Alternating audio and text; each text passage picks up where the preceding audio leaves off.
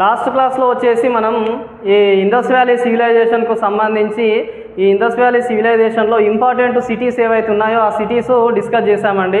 So ఈ క్లాస్లో వచ్చేసి మనకు యాన్షియంట్ ఇండియన్ హిస్టరీలో నెక్స్ట్ ఇంపార్టెంట్ టాపిక్ ఏదైతే ఉందో ఈ ఆర్యన్ సివిలైజేషన్ అని చెప్పుకుంటామండి. అది ఆ టాపిక్ గురించి లేకపోతే దీన్నే మనం ఇంకా ఏమని చెప్పుకుంటామంటే వేదిక్ సివిలైజేషన్ అని చెప్పుకుంటాం. తెలుగులో వచ్చేసి వేద నాగరికత అని చెప్పుకుంటాం. ఈ టాపిక్ అనేది డిస్కస్ చేయాలండి. ఇక్కడ మనకు ఈ వేదిక్ సివిలైజేషన్కు సంబంధించిన పీరియడ్ వచ్చేసి ఎప్పటి నుంచి ఎప్పటి వరకు చెప్పుకుంటామంటే మనం 1500 BC టు మనకు 600 BC వరకు చెప్పుకుంటామండి. ఓకేనా? ఈ 600 BC వరకు వేదిక్ సివిలైజేషన్ అని చెప్పుకుంటాం. మరి ఇదే వేదిక్ సివిలైజేషన్ మనం డిస్కస్ చేసేటప్పుడు 2 పార్ట్స్ లాగా డిస్కస్ చేస్తామండి. అందులో ఫస్ట్ పార్ట్ వచ్చేసి ఎర్లీ వేదిక్ పీరియడ్ అని చెప్పుకుంటామండి. Early Vedic period. నెక్స్ట్ మనకు లాటర్ వేదిక్ పీరియడ్ అని డిస్కస్ చేస్తామండి. లాటర్ వేదిక్ పీరియడ్ అని డిస్కస్ చేస్తాము.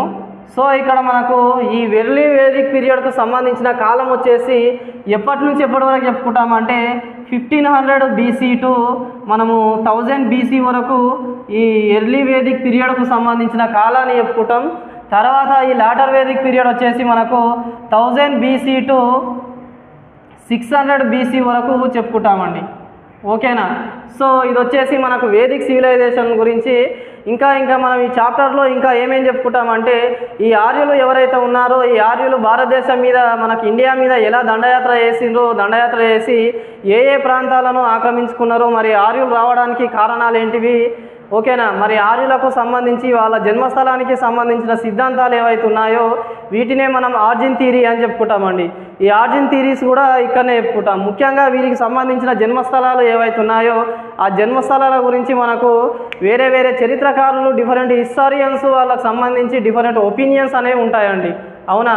వీళ్ళకి సంబంధించి ఆవిర్భావ లేకపోతే జన్మస్థల సిద్ధాంతాలు వచ్చేసి 2 ఉంటాయండి. ఆ రెండిటిలో మనం ముఖ్యంగా ఏమని చెప్పుకుంటామంటే స్వదేశీ సిద్ధాంతాలండి.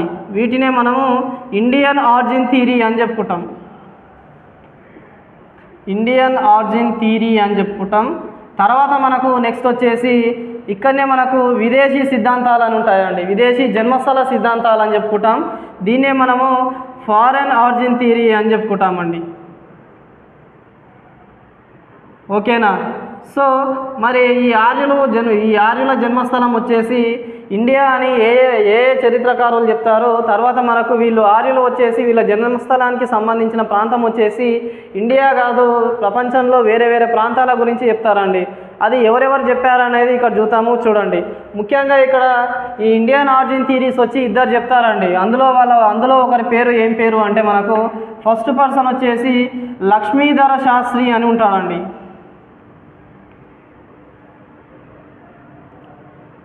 ఓకేనా? ఈ లక్ష్మీధర శాస్త్రి అనే వ్యక్తి ఉంటాడు. తర్వాత మనకు ఏసీ దాస్ అనే ఇంకొక చరిత్రకారుడు ఉంటాడండి. వీళ్ళిద్దరూ ఏమేం చెప్తారు అంటే మనకు ఈ లక్ష్మీధర శాస్త్రి ఏమని చెప్తాడంటే ఈ ఆర్యులకు సంబంధించి జన్మస్థలం అనేది హిమాలయాస్ అని చెప్తాడండి. ఓకేనా? వీళ్ళకి సంబంధించిన జన్మస్థలం వచ్చేసి మనకు హిమాలయాస్ అని చెప్తాడు.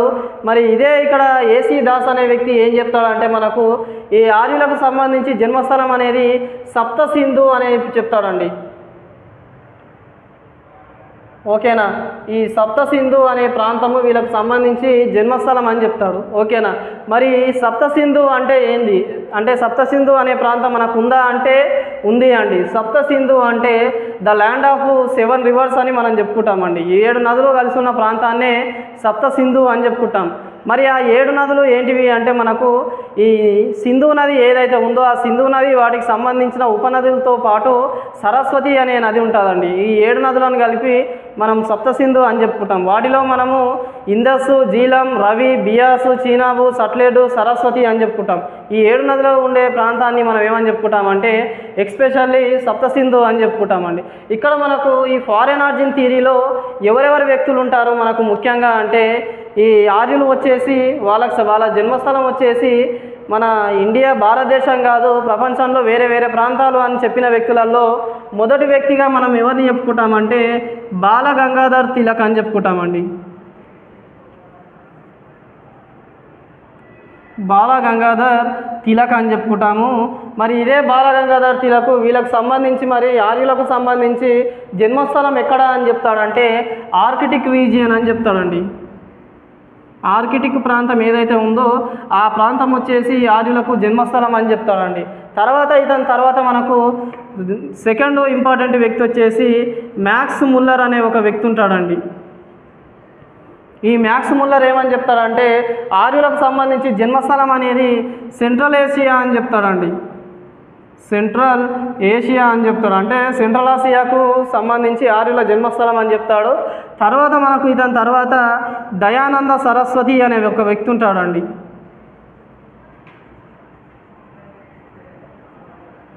ఈ దయానంద సరస్వతి అనే వ్యక్తి ఏమని చెప్తాడు ఈ ఆర్యులకు సంబంధించి జన్మస్థలం గురించి అంటే మనకు టిబెట్ అనే ఒక ప్రాంతం ఉంటుంది. ఈ టిబెట్ రీజియన్ ఏమైతే ఉందో ఈ టిబెట్ రీజియన్ వచ్చేసి ఆర్యులకు సంబంధించి జన్మస్థలం అని చెప్తాడండి. ఇతని తర్వాత మనకు విలియం జోన్స్ అనే ఒక వ్యక్తి ఉంటాడండి.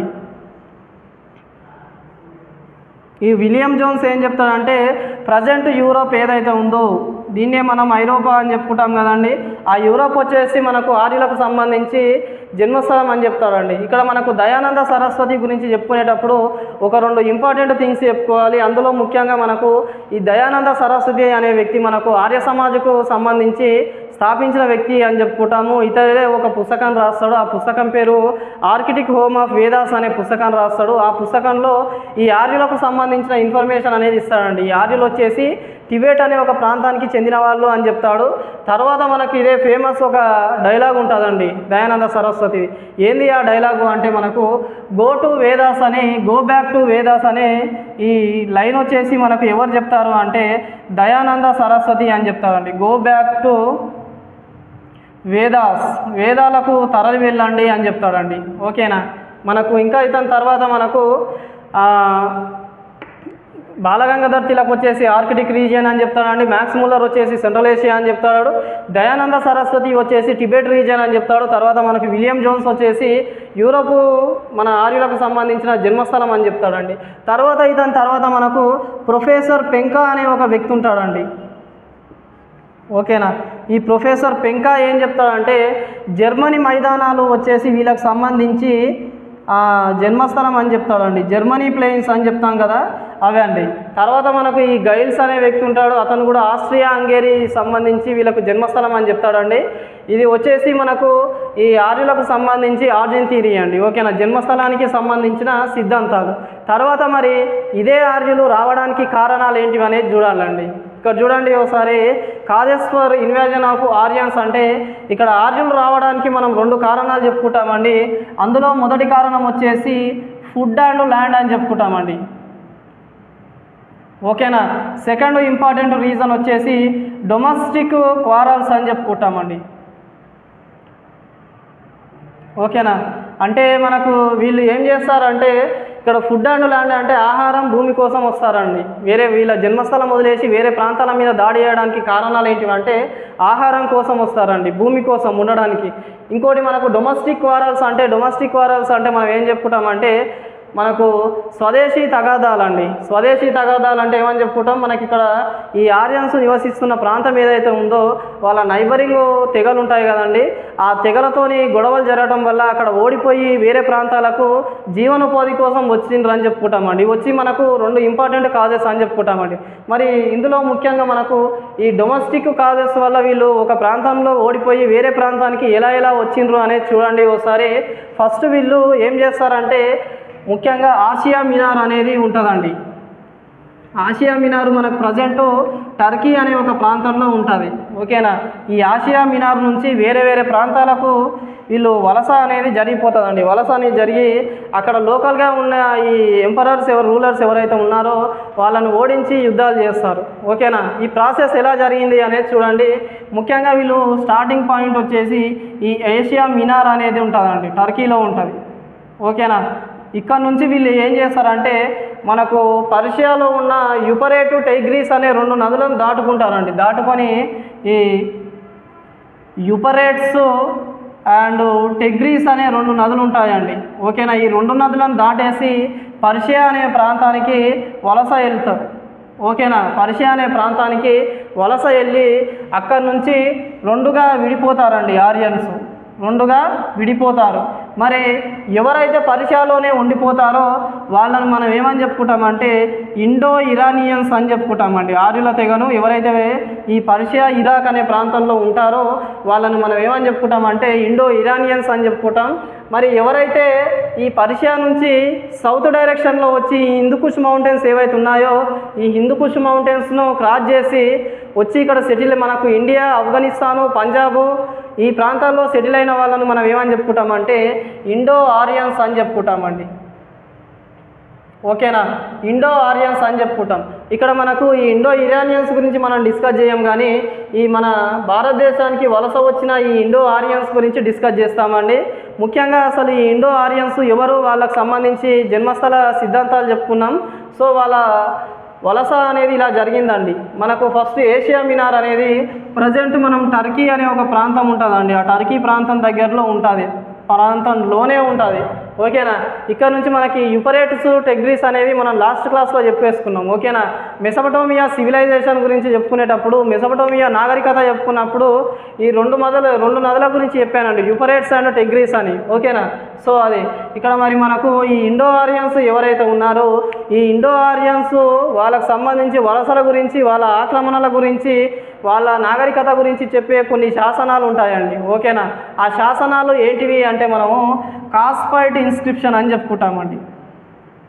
ఓకేనా, ఫస్ట్ శాసనం ఏంటి అంటే కాస్పైట్ ఇన్స్క్రిప్షన్. నెక్స్ట్ మనకు మిట్టానీ ఇన్స్క్రిప్షన్ అని ఉంటుందండి, అంటే దీన్ని మనం మిట్టానీ శాసనం అని చెప్పుకుంటాం.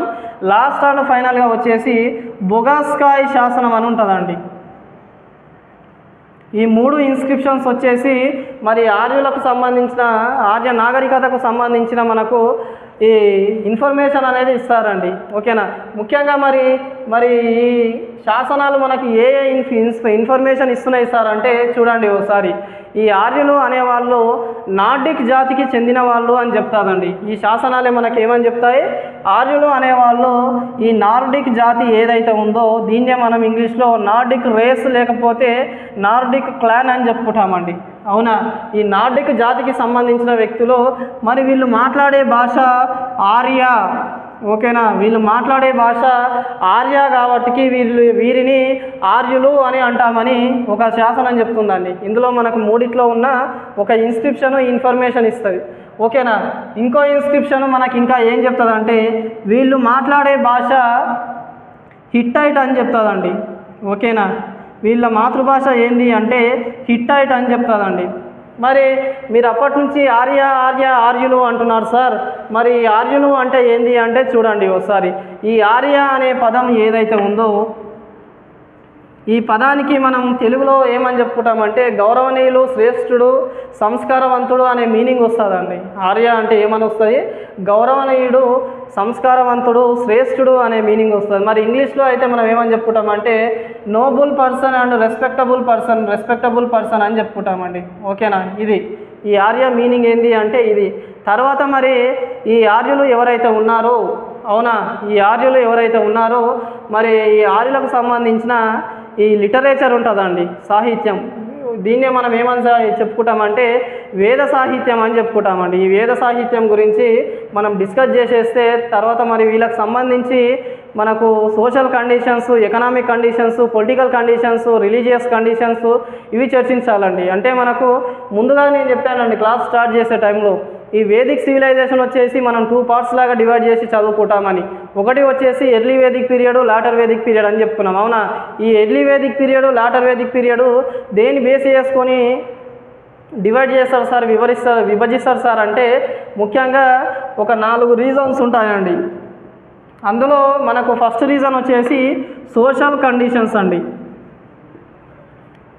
ఓకేనా, దీన్నే మనకు సామాజిక పరిస్థితులు అని చెప్పుకుంటాం. ఓకేనా, ఈ సామాజిక పరిస్థితులను బేస్ చేసుకొని early Vedic period, later Vedic period, తొలి వేద కాలం, మలివేద కాలం అని మనం చెప్పుకుంటాం. తర్వాత వీళ్ళకి సంబంధించి రిలీజియస్ కండిషన్స్ అండి. అంటే ఇంకా మనం వీటినే ఏమని చెప్పుకుంటామంటే మతపరమైన కారణాలు, మనకు రాజకీయ కారణాలు, పొలిటికల్ కాజెస్ అని చెప్పుకుంటాం. తర్వాత మనకు ఈ ఎకనామిక్ కాజెస్, ఆర్థిక పరిస్థితులు, ఈ 4ను బేస్ చేసుకొని ఈ వేదిక్ సివిలైజేషన్ అనేది 2 పార్ట్స్ లాగా డివైడ్ చేస్తారండి. దీన్నే మనము ఎర్లీ వేదిక్ పీరియడ్ లేకపోతే లాటర్ వేదిక్ పీరియడ్ అని చెప్పుకుంటాం. ఓకేనా. మరి దీనికంటే ముందు మనం డిస్కస్ చేసేదానికంటే ముందు ముఖ్యంగా ఇప్పుడు ఏం చెప్పుకోవాలంటే వేద నాగరికతకు సంబంధించి వేదిక్ సివిలైజేషన్కు సంబంధించి ఈ వేదిక్ లిటరేచర్ గురించి చెప్పుకోవాలండి. ఈ వేదిక్ లిటరేచర్లో మనకు ఏ ఐటమ్స్ వస్తాయి, ఏంటి ఏమేమి ఈ వేదిక్ లిటరేచర్లో మనం వేటి గురించి చర్చించుకోవాలి, వేటి గురించి నేర్చుకోవాలి అనేది చూడండి ఒకసారి.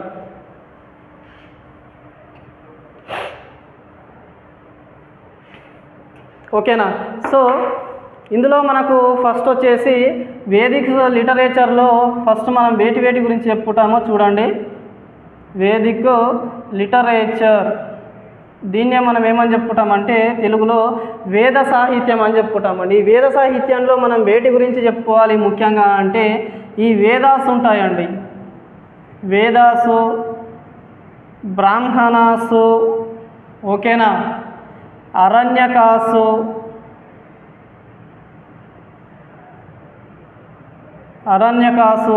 తర్వాత మనము ఉపనిషత్స్, తర్వాత మనకు ఆశ్రమాసు, ఈ ఆశ్రమాసు గురించి, తర్వాత మనకు ఈ మ్యారేజెస్ ఉంటాయండి, మ్యారేజెస్ గురించి, తర్వాత దీని తర్వాత మనకు ముఖ్యంగా పురాణాస్ అండి, పురాణాసు. ఇక మనకు లాస్ట్లో వచ్చేసి ఇతిహాసాస్. ఓకేనా. అంటే వీటినే ఒకసారి చెప్తా వినండి. వేదాసు అంటే మనము దీన్ని ఏమని చెప్పుకుంటామంటే తెలుగులో వేదాలు అని చెప్పుకుంటామండి. బ్రాహ్మణాస్ అంటే బ్రాహ్మణాలు అని చెప్పుకుంటాం. అరణ్యకాస్ అంటే అరణ్యకాలు అని చెప్పుకుంటాం. ఇక్కడ మనకు ఉపనిషత్స్ అని ఉన్నాయి. ఈ ఉపనిషత్స్నే మనం ఏమని చెప్పుకుంటాం అంటే ఉపనిషత్తులు అని చెప్పుకుంటాం. ఆశ్రమాస్ అంటే ఆశ్రమాలు అని చెప్పుకుంటాం. మరి మ్యారేజెస్ అంటే వివాహాలు అని చెప్పుకుంటాం. అంటే వేరే మనకు వివాహాలలో కొన్ని టైప్స్ ఉంటాయండి. ఓకేనా. ఆ వివాహాల గురించి చెప్పుకోవాలి. పురాణాస్ అంటే మనం ఈ పురాణాలను మనకు 18 పురాణాలు ఉంటాయి కదా, ఆ 18 పురాణాల గురించి చెప్పుకోవాలి. ఇతిహాసాలు అంటే మనకు రామాయణ మహాభారతాలను ఇతిహాసాలు అంటాం కదా, వాటి గురించి డిస్కస్ చేస్తే మనకు వేదిక్ లిటరేచర్కు సంబంధించిన టైం అనేది మనకు టాపిక్ అనేది అయిపోతుంది. సో దీంట్లోనే ఈ వేదాస్లోనే మనం ఇంకా ఏమేం చెప్పుకోవాలి అంటే వేదాంగాస్ అనేవి చెప్పుకోవాలండి.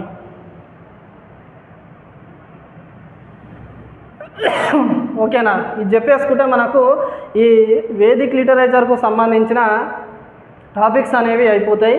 ముఖ్యంగా ఈ వేదాల గురించి చూద్దామండి. ఓకేనా.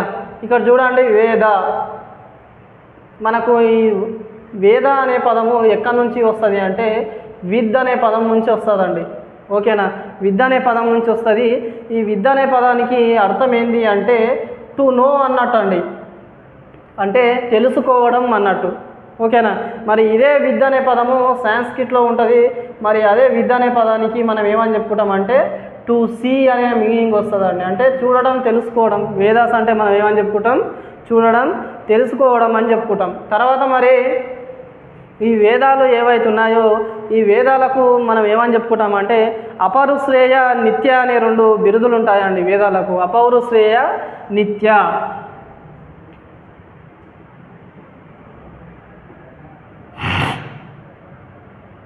అపౌరుశ్రేయస్, నిత్య అనే 2 బిరుదులు ఉంటాయండి. మరి నిత్య అంటే ఏమని అన్నట్టు అంటే మానవుల చేత రచించబడలేదు అని అర్థం అండి.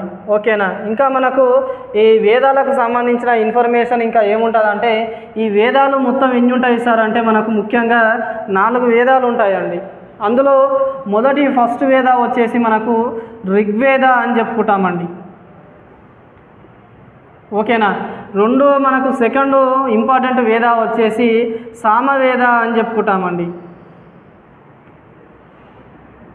ఓకేనా. నెక్స్ట్ ఇంపార్టెంట్ వేద వచ్చేసి మనము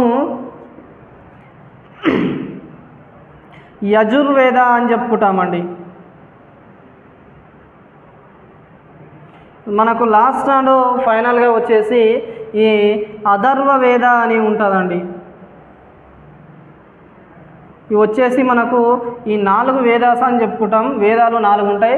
అందులో మనకు ఫస్ట్ వేద వచ్చేసి ఋగ్వేద, సామవేద, యజుర్వేద, అథర్వణ వేద అని చెప్పుకుంటాం. మరి ఇక్కడ మనకు ముఖ్యంగా ఈ ఒక్కొక్క వేద గురించి ఇన్ఫర్మేషన్ అనేది చెప్పేసేయాలా. సో ఇందులో మనకు ఫస్ట్ వేద గురించి చూద్దామండి. దీన్నే మనం ఏమని చెప్పుకుంటామంటే ఓల్డెస్ట్ వేద అని చెప్పుకుంటామండి. ఓకేనా. ఓల్డెస్ట్ వేద అంటే మనకు వేదాలలో ప్రాచీన వేద అని చెప్పుకుంటాం. మరి ఇదే వేదాలలో మనకు ఏ ఇన్ఫర్మేషన్స్ ఉన్నాయి అంటే ఈ వేదాల మంత్రాలను పఠించే వారిని ఏమని చెప్పుకుంటామంటే హోత్రి అని చెప్పుకుంటామండి. ఈ వేద మంత్రాలు ఎవరైతే పఠిస్తారో, ఎవరైతే చదువుతారో వాళ్ళను హోత్రి అని చెప్పుకుంటాం. తర్వాత మరి ఈ ఋగ్వేదంలో ఉన్న మంత్రాలు ఉంటాయండి. ఈ మంత్రాలను ఈ ఋగ్వేదంలో ఉన్న శ్లోకాలను మనం ఏమని చెప్పుకుంటామంటే రుక్కులు అని చెప్పుకుంటామండి. ఓకేనా. మరి ఇదే ఋగ్వేదంలో ఎన్ని ఉంటాయి సార్ మంత్రాలు, మనకు ఎన్ని శ్లోకాలు ఉంటాయి? హిమ్స్ అని చెప్పుకుంటాం కదా. ఈ శ్లోకాలు ఎన్ని ఉంటాయి సార్ అంటే మనకు 1028 శ్లోకాస్ ఉంటాయండి. ఈ 1028 శ్లోకాస్లో మనకు 10 మండలాస్ లాగా డివైడ్ చేసి ఉంటాయండి.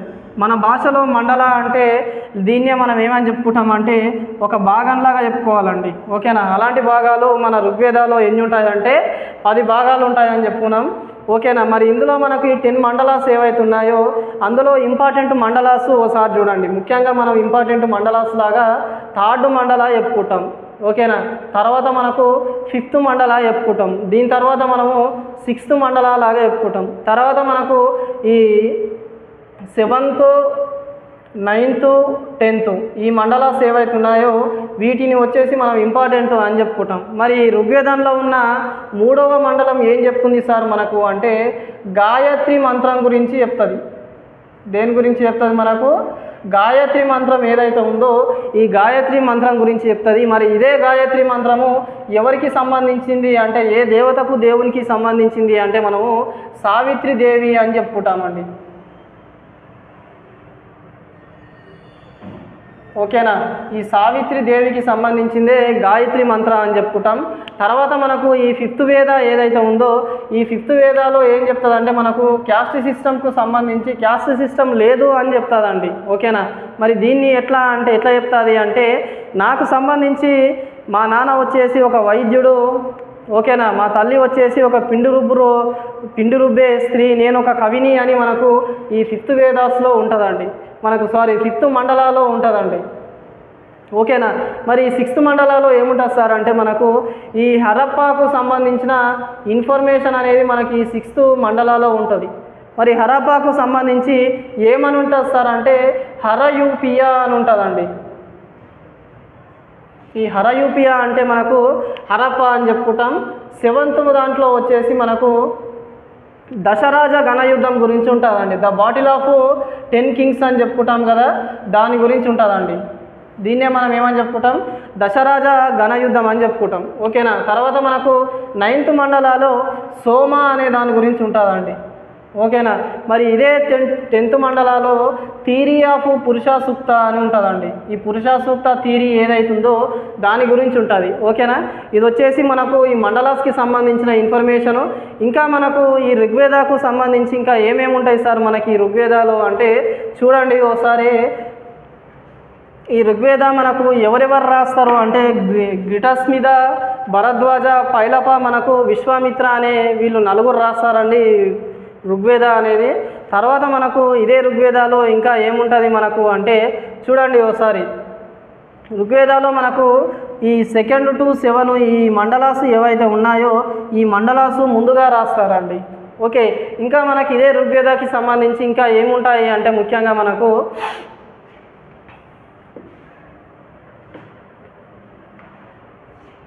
ఇదే ఋగ్వేదాకి సంబంధించి ఇంకా మనకు ఋగ్వేదాలో ఇంకా ఏముంటాయి ఏంది అనేది చూడండి ఒకసారి. ఇక్కడ ఇంకా మనకు కొన్ని శబ్దాలు ఉంటాయండి. ఓకేనా. ఆ శబ్దాలు ఎన్నిసార్లు మనకు ఈ ఋగ్వేదాలో మనకు ఉన్నాయి అంటే ఫస్ట్ మనం వచ్చేసి ఓం అనే శబ్దం ఉంటుందండి. ఈ శబ్దం వచ్చేసి మనకు 1028 టైమ్స్ అనేది కనిపిస్తుందండి ఇదే ఋగ్వేదాలు. ఓకేనా. మనకు సభ అనేది ఉంటుందండి. సభ, సమితి, ఓకేనా.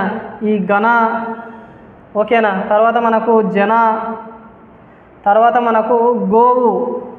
ఈ గోవు అనే పదం మనకు 176 టైమ్స్ అండి, అంటే 176 సార్లు మనకు ఈ ఋగ్వేదాలో కనిపిస్తుందండి. సభ అనేది మనకు 8 సార్లు కనిపిస్తుంది ఈ ఋగ్వేదాలో మొత్తం చదివితే. తర్వాత మనకు ఈ సమితి అనేది 9 సార్లు కనిపిస్తుంది. గణ అనేది మనకు 48 టైమ్స్ కనిపిస్తుందండి. ఓకేనా. ఇది మనకు ఈ జన అనేది 275 టైమ్స్ అనేది మనకి ఈ ఋగ్వేదాలో ఈ పేర్లు అనేటివి కనిపిస్తాయండి. ఓకేనా. ఇది మనకు ఋగ్వేదాకు సంబంధించిన ఇన్ఫర్మేషను. ఇంకా మనకు ఇక్కడ ఒకసారి చూడండి, మరి ఈ ఋగ్వేద ఏదైతే ఉందో ఈ ఋగ్వేదాను ఇంగ్లీష్లోకి ట్రాన్స్లేట్ చేసిన వ్యక్తిని మనం ఏమేం చెప్పుకుంటామంటే మ్యాక్స్ ముల్లర్ అని చెప్పుకుంటామండి. ఈ మ్యాక్స్ ముల్లర్ ఎవరైతే ఉన్నారో ఈ ఋగ్వేదాను ఏం చేస్తాడు, ఇతను ఇంగ్లీష్లోకి ట్రాన్స్లేట్ చేస్తాడు. తర్వాత మనకి ఇక్కడ కొంచెం చూడండి ఈ కాన్సెప్ట్స్.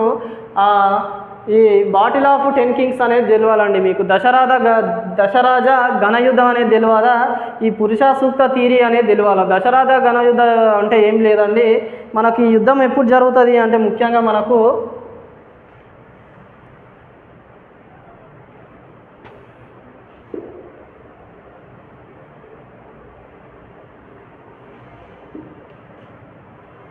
ఈ దశరాజ ఘనయుద్ధం అనేది మనకు 1000 BCలో జరుగుతుందండి. ఓకేనా. ఈ 1000 BCలో జరుగుతుంది. మరి ఎక్కడ జరుగుతుంది సార్ అంటే మనకు బిసైడ్స్ ఆఫ్ పరుషిని రివర్. ఓకేనా. ఈ పరుషిని రివర్ అంటే మనం ప్రజెంట్ ఏ పేరుతో పిలుచుకుంటున్నాం ఈ నదిని అంటే రావి అనే ఒక నది గురించి నది ఒడ్డున జరుగుతుందండి. మనకు ఎవరెవరి మధ్యలో జరుగుతుంది అంటే మనకు ఈ బాటిల్ ఆఫ్ 10 కింగ్స్ అంటే దశరాజ ఘనయుద్ధం అనేది మనకు భరత వంశానికి సంబంధించిన సుధాగమ అనే ఒక వ్యక్తి ఉంటాడండి, రాజు. మనకు పురు వంశానికి సంబంధించి పురుకత్స అనే ఒక రాజు ఉంటాడు. వీళ్ళిద్దరి మధ్యలో జరుగుతుంది. మరి ఈ పురుకత్స ఎవరైతే ఉన్నారో ఇతనికి ఏమవుతుందంటే అక్కడ లోకల్గా ఉన్న రాజులు 10 మంది సహాయం చేస్తారండి. సహాయం చేసినా సరే భరత వంశానికి సంబంధించిన సుధాగమ అనే ఒక వ్యక్తే గెలుస్తాడు. గెలిచిన తర్వాత వీళ్ళిద్దరి మధ్యలో ఏమవుతుంది అంటే మనకు వివాహ సంబంధాలు అనేవి ఏర్పడతాయి. వివాహ సంబంధాలు ఏర్పడిన తర్వాత వీళ్ళిద్దరికీ ఒక తెగ పుట్టుకొస్తుందండి. కురు అనే ఒక తెగ పుట్టుకొస్తుంది వీళ్ళ మధ్యనే. మనకు కురు అనే తెగల మధ్యలో కురు అనే ఒక తెగ పుడుతుందండి.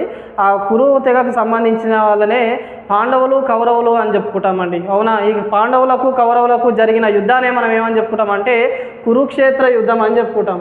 ఇది వచ్చేసి మనకు ఈ పురుష సూక్త థియరీకి ఈ బాటిల్ ఆఫ్ 10 కింగ్స్కి సంబంధించి ఇన్ఫర్మేషన్ అండి. తర్వాత మనకు ఈ 10th మండలాలో ఉన్న పురుష సూక్త థియరీ ఏదైతే ఉందో ఈ పురుష సూక్త థియరీకి ఏంది అంటే చూడండి ఒకసారి. ఈ పురుష సూక్త థియరీ అంటే మనకు ఈ ఋగ్వేదాలోని 10th మండల అండి. ఈ 10th మండల ఏదైతే ఉందో ఈ 10th మండల వచ్చేసి పురుష సూక్త థియరీ గురించి డిస్కస్ చేస్తుంది.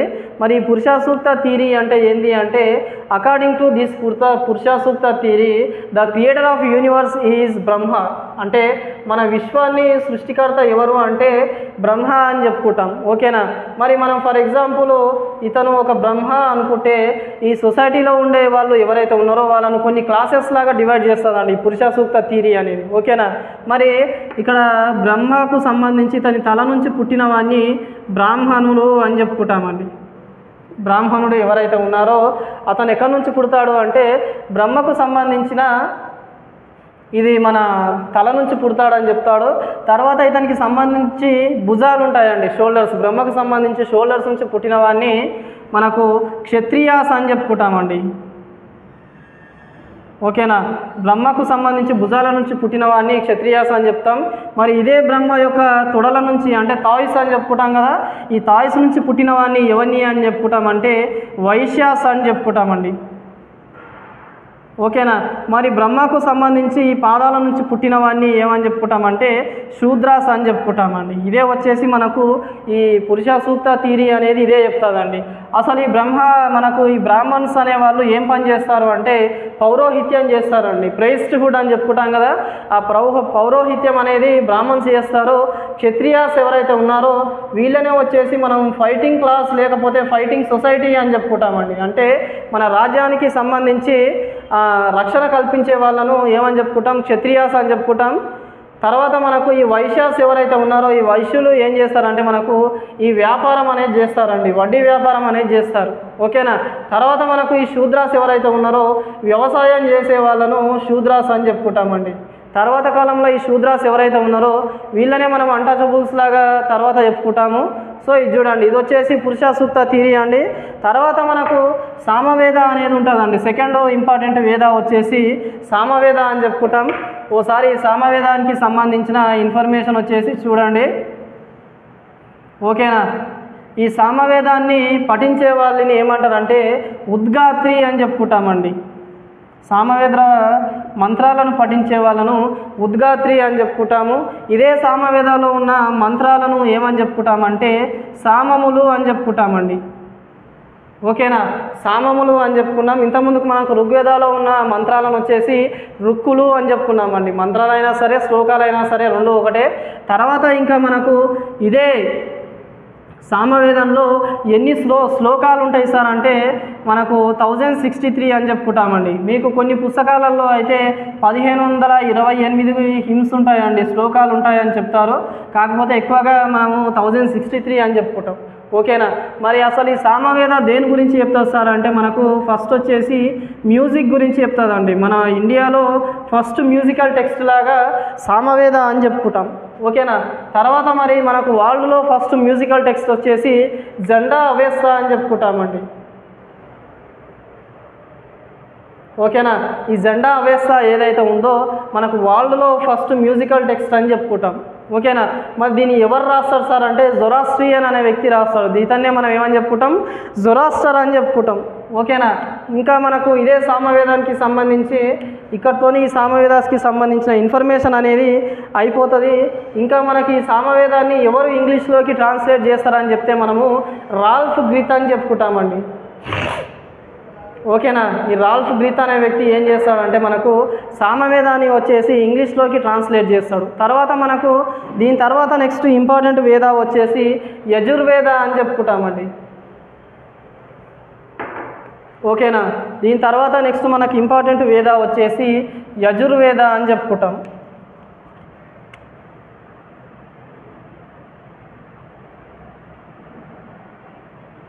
ఓకేనా.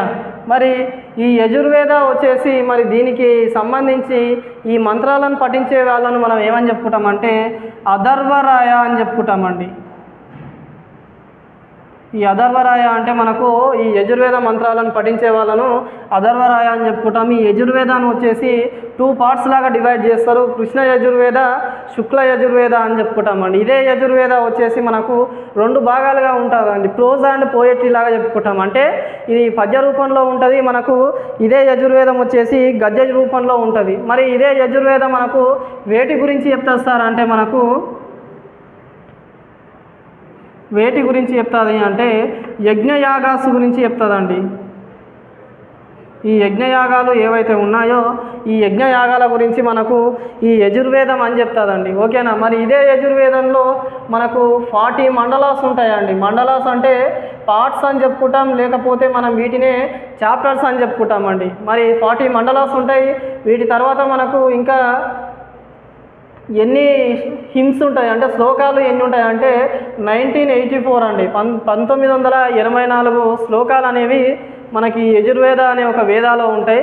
తర్వాత మనకు లాస్ట్ అండ్ ఫైనల్గా అథర్వణ వేద అని ఉంటుందండి. ఓకేనా. ఈ అథర్వణ వేద ఏదైతే ఉందో ఈ అథర్వణ వేద గురించి చెప్పేసుకుంటే మనకు ఈ వేదాలకు సంబంధించి ఇన్ఫర్మేషను అయిపోతుందండి. ఓకేనా. ఈ అథర్వణ వేద గురించి చెప్పుకోవాలి. ముఖ్యంగా మనం ఈ అథర్వణ వేద గురించి మనం ఏమని చెప్పుకుంటామంటే ఈ అథర్వణ వేదాలో ఉన్న మంత్రాలను పఠించే వాళ్ళను బ్రాహ్మణ్స్ అని చెప్పుకుంటామండి. బ్రాహ్మణులు ఎవరైతే ఉన్నారో ఈ అథర్వణ వేదాలో ఉన్న మంత్రాలే చెప్తారండి. తర్వాత మనకి ఈ అథర్వణ వేద వేటి గురించి చెప్తారు సార్ మనకు ముఖ్యంగా అంటే మ్యాజిక్ స్పెల్స్ అండి. మ్యాజిక్ స్పెల్స్ అండ్ మెడిసిన్, వైద్యం గురించి, మంత్రతంత్రాల గురించి చెప్పే వేదానే మనకి ఏమని చెప్తామంటే అథర్వణ వేద అని చెప్పుకుంటాం. తర్వాత మనకి ఇంకా ఇదే అథర్వణ వేద ఇంకా మనకు ఏమని చెప్తుందండి అంటే ముఖ్యంగా చూడండి ఓసారి ఈ అథర్వణ వేదాలో మనకు 20 మండలాస్ ఉంటాయండి. 20 మండలాస్ ఉంటాయి. తర్వాత 733 శ్లోకాలు అనేవి ఉంటాయండి. ఓకేనా. ఇంకా మనకు ఇదే అధర్వణ వేద గురించి ఇంకా మనం ఏమని చెప్పుకుంటామంటే, ఈ అధర్వణ వేద ఏదైతే ఉందో ఇది వచ్చేసి నాన్ ఆర్యన్స్ రాస్తారండి. ఆర్యుల ఏతరులు రాసే వేద ఏది అంటే మనము అధర్వణ వేద అని చెప్పుకుంటాం. తర్వాత మనకు ఇంకా వీటి గురించి మనం ఇంకా ఏం చెప్పుకోవాలంటే, మనకు సతీ గురించి ఏ వేదాలో ఉంది అని చెప్పుకుంటామంటే అధర్వణ వేదాలోనే మనకు ఈ సతీకి సంబంధించిన ఇన్ఫర్మేషను, సతీ సహగమనానికి సంబంధించిన ఇన్ఫర్మేషన్ అనేది ఈ అధర్వణ వేదాలోనే ఉంటుందండి. తర్వాత మనకు దీంట్లోనే ఏముంటుంది అంటే మనకు ఈ మనిషికి సంబంధించి గోత్ర అనేది ఉంటుందండి. ఈ గోత్రం గురించి ఉండేది కూడా మనకు అధర్వణ వేదాలోనే ఉంటుంది. తర్వాత మనకు మగధ గురించి ఉంటుందండి ఇదే అధర్వణ వేదాలు. ఓకేనా. ఈ మగధ గురించి ఉంటుంది. తర్వాత మనకు ఇంకా ఈ అధర్వణ వేదాలో ఇంకా ఏముంటుంది అంటే ఇంకా ఏమని చెప్పుకోవాలి మనం ముఖ్యంగా అంటే ఇరిగేషన్ గురించి అండి. ఇరిగేషన్ అంటే నీటి పారుదల ఏదైతే ఉందో వాటి గురించే మనకు ఇక్కడ ఉంటుందని చెప్తామండి. ఇంకా ఏమని చెప్పుకుంటామంటే మన ఇండియాలో యాన్షియంట్ మెడిసిన్ టెక్స్ట్ అంటే మనకు ప్రాచీన భారతదేశ వైద్యశాస్త్రానికి సంబంధించిన పుస్తకం ఏదన్నా ఉంది అంటే మనం అది అధర్వణ వేద అని చెప్పుకుంటామండి. ఓకేనా. సో మనం నెక్స్ట్ క్లాస్లో వచ్చేసి ఈ బ్రాహ్మణాసు, ఈ అరణ్యకాసు ఉపనిషత్స్ ఏవైతే ఉన్నాయో అవి డిస్కస్ చేస్తాం. Okay, thank you.